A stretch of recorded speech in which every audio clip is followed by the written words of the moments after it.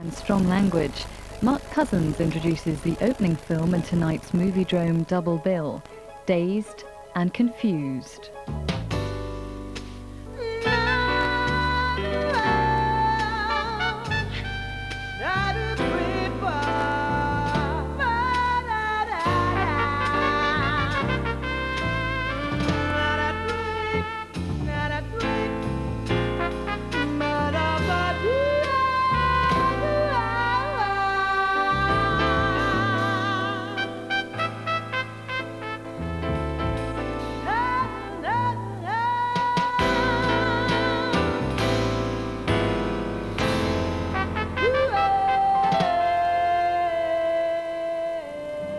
In 1991, a 28-year-old Texan called Richard Linklater made a micro-budget movie called Slackers, which had tons of characters and stories.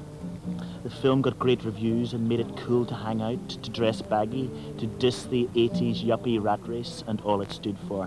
In 1994, Linklater wrote his follow-up picture, the movie you're about to see, Dazed and Confused.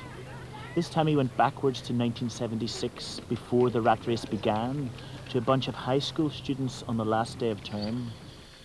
You're getting air from there, man. It's no good. You see this?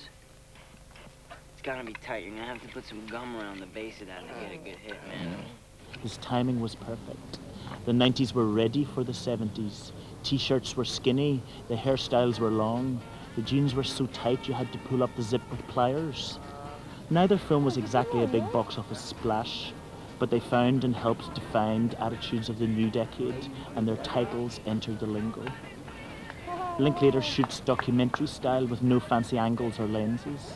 The music by Led Zeppelin, Thin Lizzy, Lynyrd Skynyrd, Alice Cooper, ZZ Top, Bob Dylan and the likes is like Bohemian Rhapsody and Wayne's World. The hey man, nerd speak, and all I want to do is party antics make you want to cringe behind the sofa. Dazed and Confused reminds me of the utter joy of the last day of term, but also of the feeling you get when you're young that all the best stuff is happening somewhere else.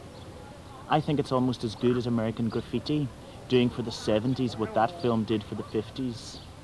One character asks himself, did I have as much fun as I could have when I was stuck in this place?